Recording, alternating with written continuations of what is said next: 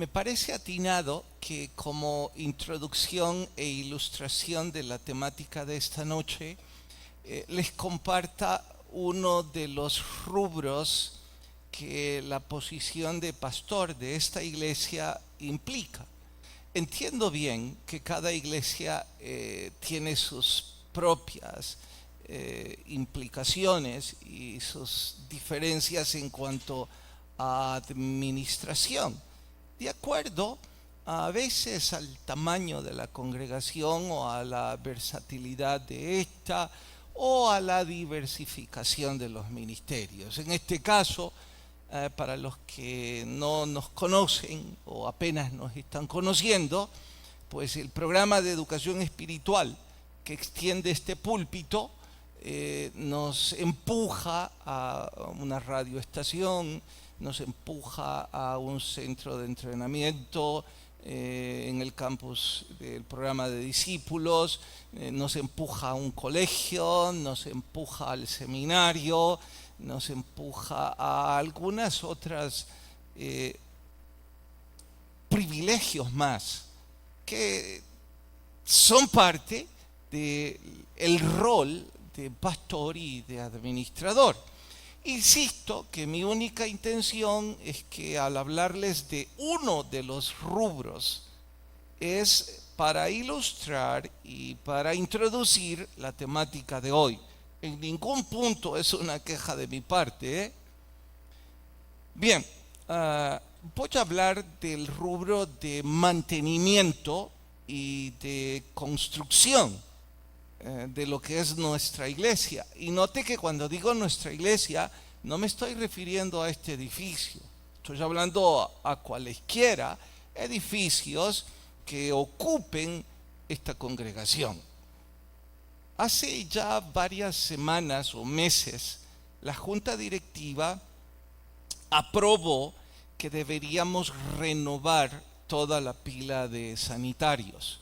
Tienen ya un poco más de 20 años y tiempo atrás debimos haber hecho eso para que fuera algo más adecuado a las circunstancias actuales, al número de personas que hoy los ocupan y los distintos horarios en que los ocupan.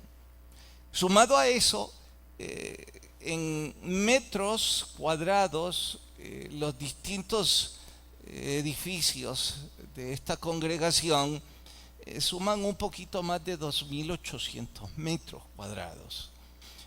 No solo este edificio, digo todos, los de aquí, los del centro de entrenamiento, y en Canales pueden ustedes imaginarse lo que eso significa. En 2 o 3 meses viene la época lluviosa y si esos canales no están limpios, nos van a provocar problemas graves. Si sucede en nuestras casas, que superan a veces con suerte 200 metros cuadrados, imagínense entonces una cantidad así. A esto hay que agregar que los ductos de aire acondicionado de este edificio ya han colapsado ratos atrás. Debemos cambiarlos. De hecho, ayer se arruinó uno de los equipos y pues hay que hacer eso a la brevedad. En el campus del programa de discípulos tenemos una cárcava con casi 300 metros de profundidad, que si no se le da mantenimiento antes de la época lluviosa, el riesgo puede ser una catástrofe. Así que hay que hacer eso, ¿eh? Y sumado a ello se está remodelando una construcción vieja para convertirlo en 2 bungalows más para mayor capacidad de estudiantes. A esto le podría agregar otras 2 o 3 cosas, pero pienso que bastan como botón de muestra para lo que voy a decirles hoy. Las actividades que recién he citado, les pregunto, a vuestro criterio, ¿tienen carácter de urgencia? Bueno, sin que respondan, yo voy a decir sí. Absolutamente sí. Sin embargo, quizás, y solo quizás, algunas pueden esperar unas semanas más. Podemos dilatar, podemos obviar. Otra pregunta importante sería, ¿tenemos ya el dinero para hacer todo esto? Y otra pregunta aún no menos importante que debemos responder, ¿hay un ingeniero residente o hay un departamento en esta organización que se encargue de la ejecución y el control de estas edificaciones, de estas obras civiles? Pues no, no lo hay. Nunca lo ha habido. Desde que se compró este terreno, el ingeniero residente ha sido este servidor, porque no había fondos para contratar otro. Así es que para mí ha sido un privilegio, no es una queja. He aprendido más de lo que pude siquiera soñar o estudiar en la universidad. Oiga, pero con todo lo que ha dicho, pastor, y ya usted insistió, es solo un rubro de su rol como pastor de esta iglesia.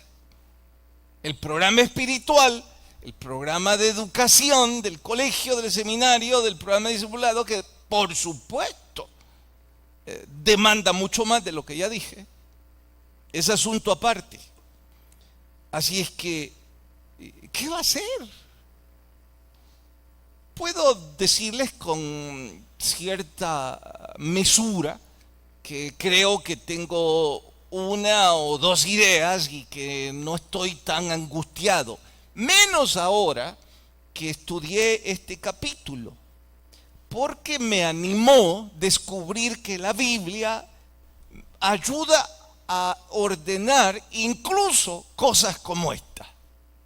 Sí, les estoy diciendo que mientras estudiaba el capítulo que ahora nos corresponde leer, descubro con tremendo alivio que hay obras civiles que no se están llevando a cabo y que el departamento asignado, puntualmente el sacerdocio, está siendo incompetente e incapaz.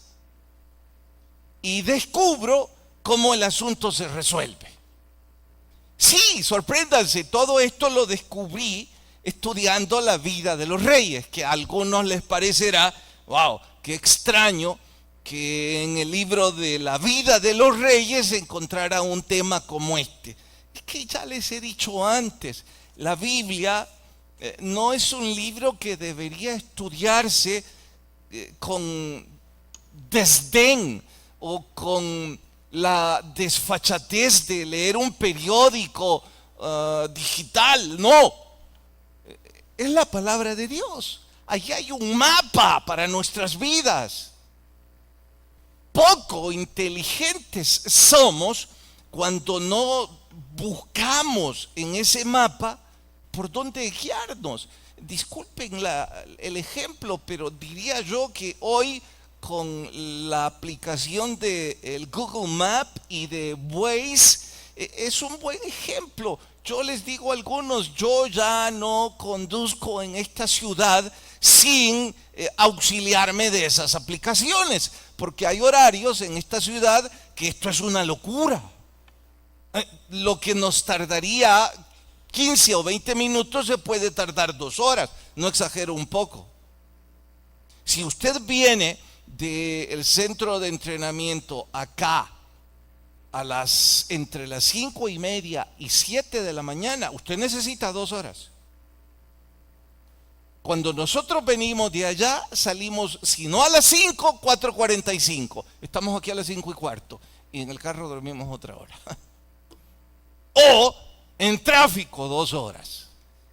Pero la Waze, Google Map, nos dice, mira, aquí hay tráfico, a esta hora no salgas, y es tan grande ayuda que hay una pequeña llavecita ahí, me imagino que ya la conocen y mejor que yo, que incluso sugiere en qué hora salir para no toparse con el tráfico. Bueno, dije, disculpen la ilustración, pero para los que son nuevos estudiando la Biblia, quisiera que abrieran su corazón, su entendimiento y que vieran la Biblia como esa aplicación en donde no una computadora, sino Dios mismo nos está hablando y nos está diciendo, este es el camino que deberías tomar y estas son las advertencias que deberías evitar.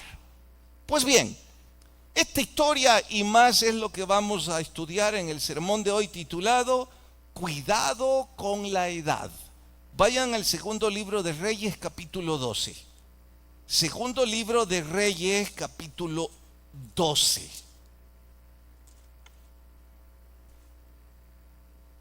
Segundo de Reyes, capítulo 12. ¿Listas sus Biblias? Dice, a ver, ¿listo, Diego? Sí, ¿verdad? Vaya, gracias. Dice verso 1.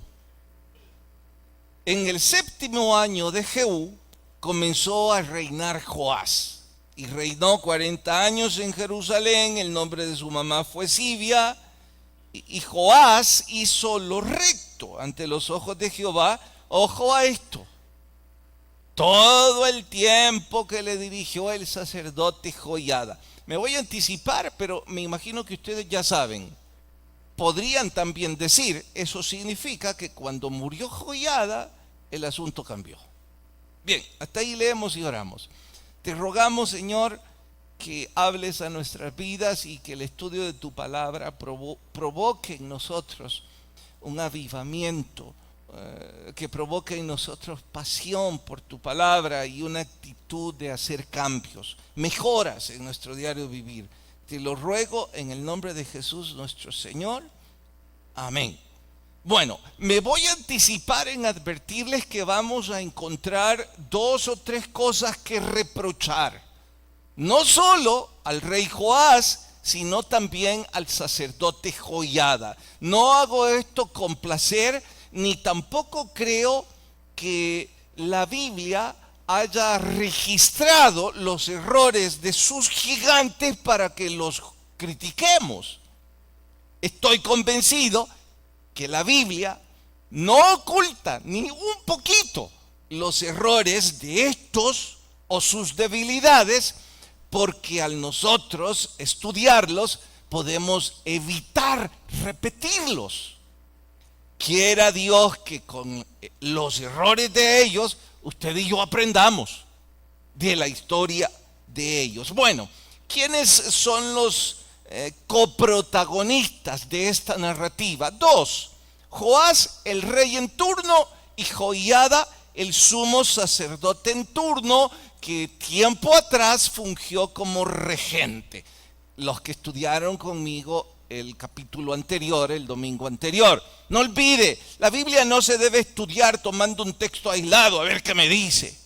Se debe estudiar verso por verso, libro por libro.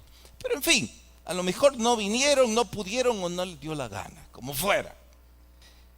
El asunto es que estos dos, como si perdonen otra ilustración, pero creo que me es útil. Ya antes les he dicho que de joven fui loco de deportes, apasionado a ellos. Y una de estas noches le dije a un joven estudiante, mira, yo creo que esto de ser predicador, de tener responsabilidades, es como hacer deportes. Me dijo él, ¿por qué? Por estas historias. Es que mira, hay un partido en donde todo te sale bien. Estás tan sorprendido que te decís a vos mismo, no supe que yo sabía hacer esto. Pero una semana después, en el siguiente partido, todo te sale mal. Estás tan frustrado. Él está estudiando para pastor y me dijo, ¿qué? ¿Se refiere que así es el trabajo de un predicador? Es así. Te puedo asegurar que hay noches que estoy agradecido y pienso en mi ilusión de que Dios me usó para que ustedes fueran edificados. Pero hay noches que me bajo de este púlpito que no quiero darle la cara a nadie. Me siento frustrado, impotente, incapaz. Bueno, así la estaban pasando estos. Y este es un momento en que parece que las cosas están mal. ¿Por qué? ¿Qué estaba pasando? Bien, atentos. El rey Joás ordenó la restauración del templo. No olviden que la diabólica de Atalía lo tenía en ruinas. Nadie iba a adorar. Pero eso ya es historia. Ahora Joás está en el trono y como él se crió ahí, atinadamente dice, bueno, hay que cambiar esto. Involucró al pueblo y los arengó, los animó y les dijo, miren, es nuestro privilegio este templo, hay que remodelarlo, hay que restaurarlo. Quienes de ustedes quieran ser parte, traigan sus recursos de forma voluntaria. Yo tengo la autoridad para dar un decreto y cargarlos como un impuesto religioso, pero no haré nada de eso. Lo que nazca en sus corazones en buena hora. Para sorpresa de todos, el pueblo respondió y trajeron suficientes recursos para hacer el trabajo, para el mantenimiento. No olviden que al principio les dije que es una de las responsabilidades de los que estamos ocupando el rol de dirigir un programa de educación religiosa, el mantenimiento de este. Pues bien, como era de esperar, el rey encargó el trabajo a Joiada, jefe de los sacerdotes, jefe de los levitas. Era de esperar que ellos tuvieran un equipo multidisciplinario en donde hubieran ingenieros, en donde hubiesen albañiles o que hubiesen administradores que subcontrataran al personal para que hiciera este trabajo. Aquí está el dinero, háganlo. Obviamente no era la primera vez. Y las cosas empezaron a caminar. El rey no dice cuántas semanas o meses más tarde se le ocurre una buena mañana ir al templo y deleitarse en las obras de restauración y de remodelación. Pero aquí está el problema. Para tragedia y frustración del rey, el trabajo no llevaba pero ni un pequeño porcentaje de avances. Era un desastre. Aquí viene la pregunta, todos tenemos derecho a hacérnosla. ¿Y qué pasó? Es lo mismo que dijo el rey. Sí, sé que algunos de ustedes estarán esperando respuestas como, bueno, hubo administración fraudulenta. El dinero se fue por alguna alcantarilla de estos sacerdotes. La Biblia no dice eso. No estoy evitando la posibilidad. Solo digo que en esta historia no lo dice. Así que, con el perdón a la historia, digo, es probable. Pero no parece eso. Mientras más leo, más me convenzo de que el pueblo en general, incluyendo buena parte de los encargados, no de Joiada, sino los que estaban bajo su tutela, no estaban viviendo, no estaban disfrutando la remodelación. Esto no era un avivamiento espiritual, ya se lo voy a demostrar. Esto era una simple reforma. Ustedes me dirán, ¿y cuál es la diferencia entre una reforma y un avivamiento? Ya se lo voy a explicar, pero en términos más nuestros, las reformas casi siempre vienen dadas por líderes fuertes. No dije líderes malos, dije líderes fuertes, que pueden ser buenos o pueden ser malos. Dictan una reforma y el pueblo o la cumple. Es decir, si hoy no quieren voluntariamente traer ayuda, pues se las impongo. Así es que antes de llegar a un impuesto semejante, el pueblo dice, mejor ayudemos y de buena gana. Pero no había un avivamiento espiritual, ya se los demostraré. Entonces, ¿qué es lo que había con Joiada y el grupo de sacerdotes encargado? Todo apunta que lo que había era incapacidad, descuido. ¿En honor a qué? Si Joiada ya lo tenemos como un gigante. Les dije, a veces los estamos aplaudiendo y a veces abuchando. En el capítulo anterior fue un gigante, pero ahora lo interpelamos, nos tiene que dar cuentas y sale en rojo. ¿Pero qué pasó? Bueno, ya les explico. Pero antes de explicarles, les voy a demostrar que aquí no había un avivamiento. Vayan por favor al verso 2. Y Joás hizo lo recto ante los ojos de Dios todo el tiempo que vivió Joiada. Verso 3 es punto de honor. Con todo eso, los lugares altos, ¿qué pasa? No se quitaron, porque el pueblo aún sacrificaba y quemaba incienso en los lugares altos. Bueno, les explico. Esto de quemar incienso en lugares altos es en simple español. Ok, señor rey, está bien, usted quiere que remodelemos y restauremos el templo, el programa de educación religiosa, es nuestro patrimonio, es nuestro deber, es nuestra religión, usted es el rey, usted quiere que ayudemos con un poco de dinero, pues mire, aquí está. Pero usted no tiene derecho a meterse en mi casa. Aquí en la sala y la privacidad de mi casa, yo adoro a quien a mí me dé la gana. Yo aquí soy el rey, no usted. Y yo aquí me voy a comportar como a mí me venga en gana. Eso significa que el pueblo seguía practicando idolatría, hechicería, asesinato de niños. Esto significa que el pueblo seguía en el desenfreno sexual que la bruja de Atalía, antigua reina, ya les había propinado. No hubo avivamiento, solo hubo reformas. Se aplauden, pero las reformas no pueden provocar un avivamiento. Entonces viene la pregunta, pastor, ¿y qué provoca un avivamiento? Entendamos el significado de la palabra avivamiento. Viene del verbo avivar, y el verbo se ocupa para el fuego. La etimología, los orígenes de esa expresión que hoy tiene tinte religioso, es más bien para las hogueras, para una fogata, en donde ya hay fuego, pero por cualesquiera motivos se está extinguiendo, se está apagando.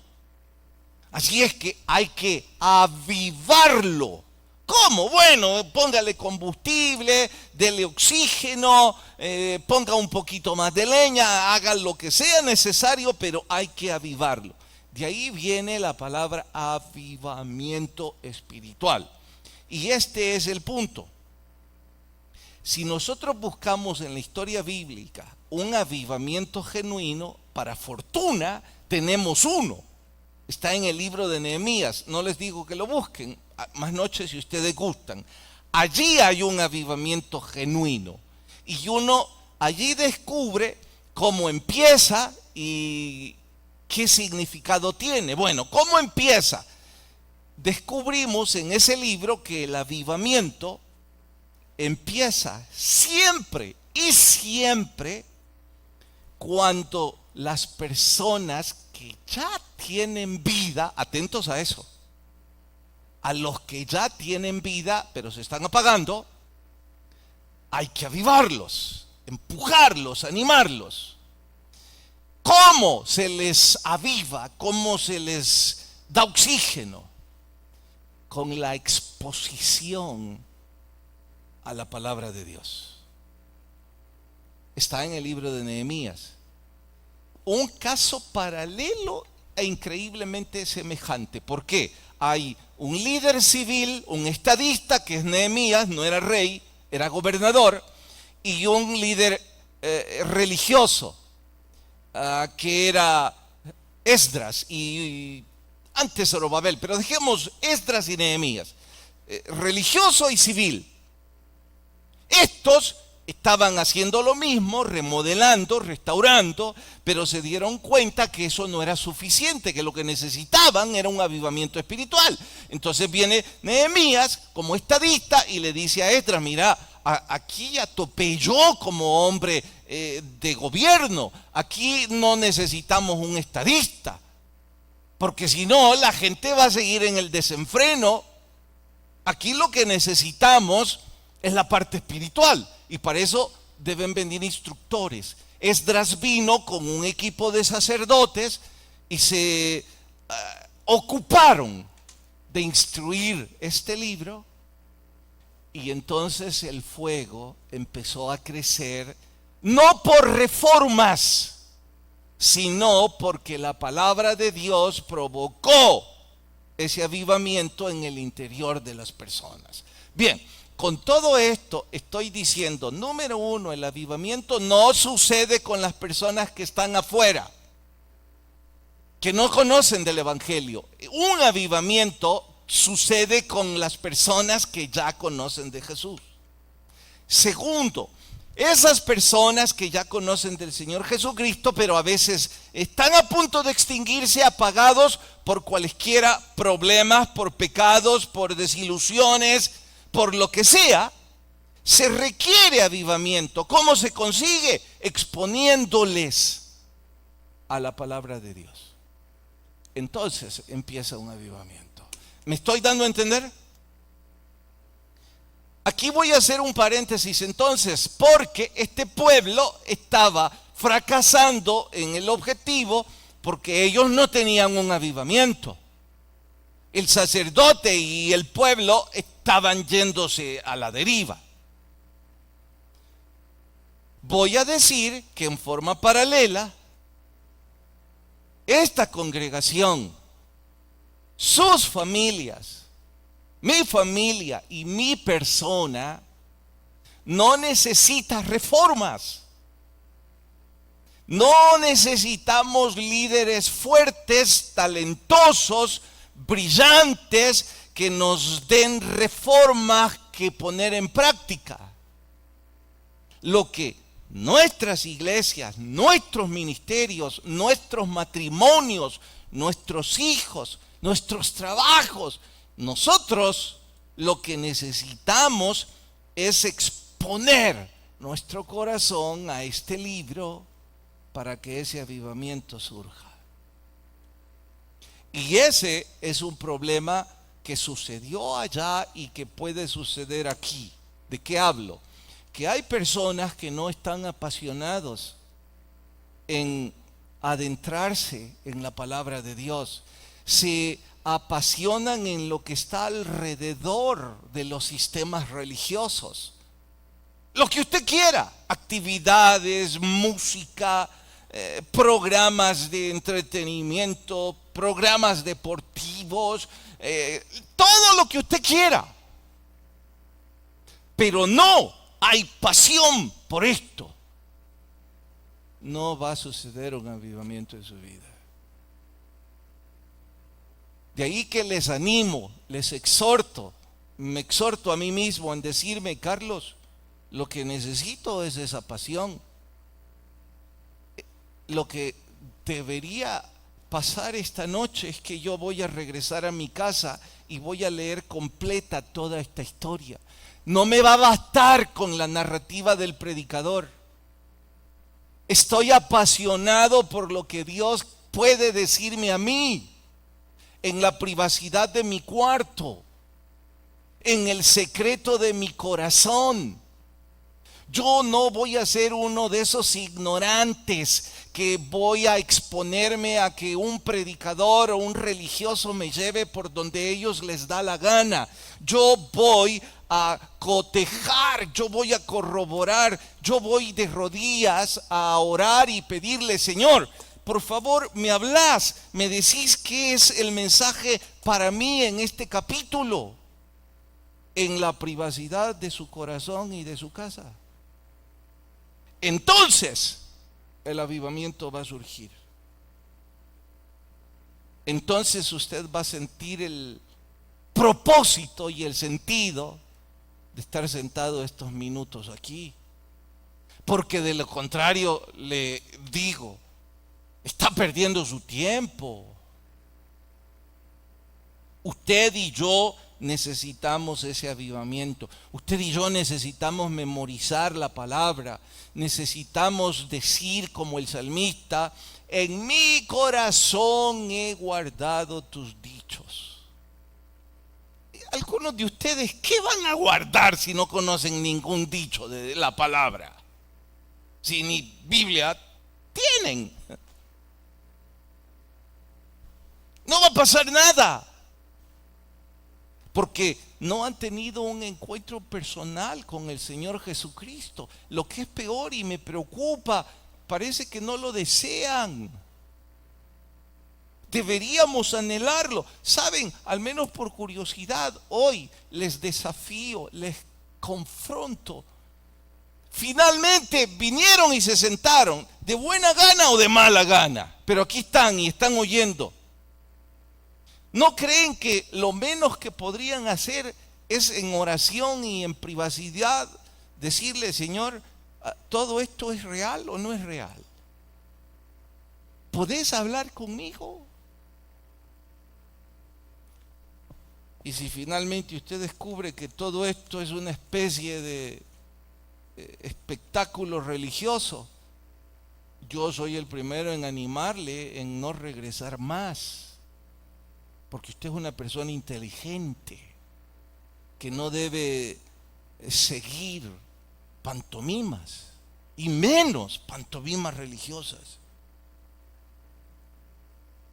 Bueno, entonces el primer problema era la falta de un avivamiento. Esto lleva al segundo problema y título de nuestro sermón. ¿Cuál? Cuidado con la edad.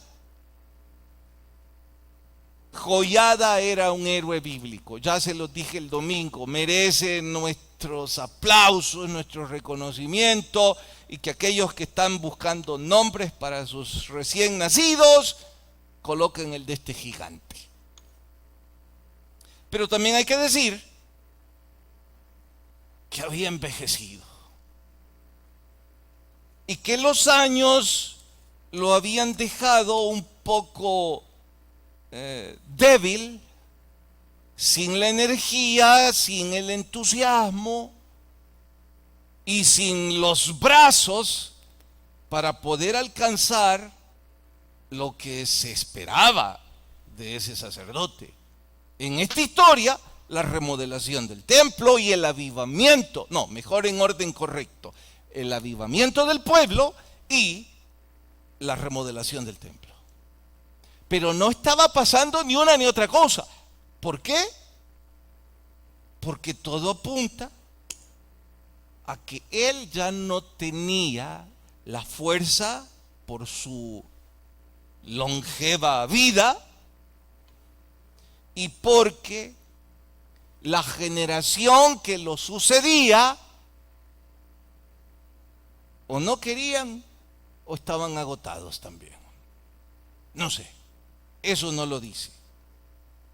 Así es que todo esto me lleva para que los siguientes minutos aplique yo esta historia a mi propia historia, a la de esta iglesia, y en honor a eso voy a decir, les cuento, en los anales de la historia de esta congregación, que ya lleva casi 31 años de historia, solo quedamos vivos 3 fundadores, más nada. Esos 3 fundadores son mi mamá, hermana Milita, que no curiosa sino causalmente es la abuela de mi nuera. Hermoso detalle para mí, gratitud al Señor. Estoy diciendo que la nieta de la fundadora, 30 años después, sus raíces llegan hasta el corazón de mi hijo. Bueno, solo 3 quedamos. Ellas ya pasan los 80 años. y aun cuando siguen siendo mujeres muy sabias, obviamente ya no tienen la energía y ya no pueden acompañarnos a todos los cultos, caminan con un bastón y no podemos esperar que me ayuden en todo lo que dije al principio de este estudio. Ahora, hay una segunda generación, que no son pocos, eso yo diría que a lo mejor andan quizás 100, entre los 1200 o 1500 que aquí se congregan, esos deben ser unos 100. Son hombres y mujeres que van desde, diría yo, los 40 hasta los 60 años, o un poco más, poco menos. Hombres y mujeres adultos, ya no son unos niños, todavía no están en la edad de retiro, o están a punto. Y a ellos me quiero referir. Si usted es uno de ellos, por favor, atiéndame porque usted y yo estamos en ese mismo paréntesis. Temo, al igual que esta historia, que algunos de ese grupo tienen ya una luz muy, pero muy tenue, débil. No están en la hoguera de esta iglesia brillando como fueron al principio, como cuando conocieron esta congregación, como cuando tuvieron su primer amor y el Espíritu Santo les restauró sus vidas, igual que a mí, que venían hechas pedazos. En ese entonces nuestras vidas eran parte de la hoguera y esos tizones que entrábamos ahí, ¡pum!, hacían que las llamas se elevaran. Algunos de ustedes, su luz es increíblemente tenue. Se congregan con suerte, pero ya sin pasión, sin involucramiento. Siempre tienen una excusa. Válida o no, eso es entre usted y Dios. Pero seamos muy honestos, eso no es su primer amor. Ni cerca. Y no olvide que yo tuve el privilegio de verlos en su primer amor. Así que yo no estoy interpretando nada. Estoy recordando que ustedes eran carbones encendidos, que cualquiera que se acercaba quedaba impregnado de su entusiasmo, de su energía, de su amor, de su compromiso. Se acabó. No sé por qué. ¿Edad? Tal vez. ¿Cansancio? Quizá. Yo no creo que en el ministerio exista retiro. Pero quizás algunos sí piensan eso. Yo quisiera morirme predicando. Yo quisiera morirme en el ministerio por ahí, ayudando en algo, metiéndome en cosas que ni sé, pero si en algo puedo ayudar con el equipo del aire acondicionado, pues hay tantos mentores en internet ahora, tutores, voy a leer, voy a seguirlo y algo voy a hacer. ¿Que por qué? No es que me gustaría decirles que tengo un corazón filántropo y no, en realidad es un tanto pragmático. Estoy diciendo que la Biblia dice que hay galardones en la vida eterna. Así que me gustaría que me dieran alguno, aunque sea pequeñito. Así que si algo puedo hacer para mi Dios, después de todo lo que Él ha hecho para mí, como no lo voy a hacer, sin dejar de mencionar que hubo personas que antes hicieron eso para mí. No voy a venir yo ahora egoísta que mi hogar, que mis hijos, que mis finanzas están en orden, o si no en orden, ya no están tan resquebrajadas. Y en total egoísmo voy a decir, a mí qué me importan las demás familias que se las arreglen solos. No, yo voy a decir, gracias que alguien me ayudó, me mostró el camino espiritual, yo quisiera servir en algo para también ayudar a otras familias. Pero algunos de ustedes ya no. Entonces yo debo concluir que ya llegó la época del retiro. Bien, yo voy a respetar vuestra opinión. Y diré, quizás el Señor les ha dicho eso. Pero les quiero pedir algo, les quiero animar a hacer algo.